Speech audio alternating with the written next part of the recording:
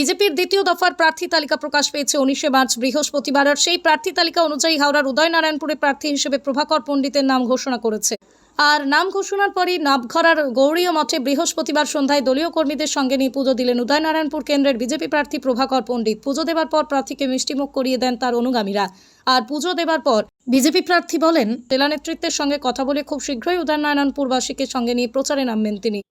দল প্রার্থী করেছে, দলের সমস্ত কেন্দ্রীয় নেতৃত্ব, রাজ্য নেতৃত্ব, আমার যারা শুভাকাঙ্ক্ষী সবাইকে আমার তরফ থেকে অশেষ ধন্যবাদ, নমস্কার। দল ভরসা করে আমাকে পাঠিয়েছে, আমি ওখানে মাটি কামড়ে পড়ে থাকবো, আমি ওখানকার ঘরের ছেলে হয়ে যাব এবং ভবিষ্যতে ওখানেই বাড়ি করে থাকবো। না, কিছুই চাপ নয়। এখন পুরো পশ্চিমবঙ্গেতে পুরো সরকার আসবে আমাদের। পশ্চিমবাংলায় যে দুর্নীতি, এই দুর্নীতির জন্য পরিবর্তন মানুষ চাইছে, সেই পরিবর্তনের লড়াই আমাকে ওখানে পার্টি দায়িত্ব দিয়েছে, আমি ওখানে গিয়ে পড়ে থাকবো। আগামী কাল থেকে করবো। আমাদের জেলা সভাপতি দেবাশিস সামন্ত মহাশয়ের সাথে আজকে কথা হবে।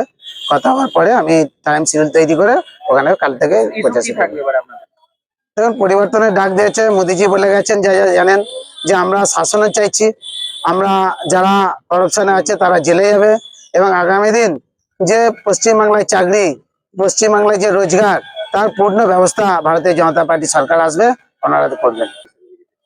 যে ওখানে কার্যকর্তারা সমস্ত চাষবাসী এলাকা, সেই জন্য ওখানকার যাতে পশ্চিমবাংলায় কৃষকের ব্যবসায় মডেল বিধানসভা হয়, সেটা আমি আপ্রাণ চেষ্টা করবো।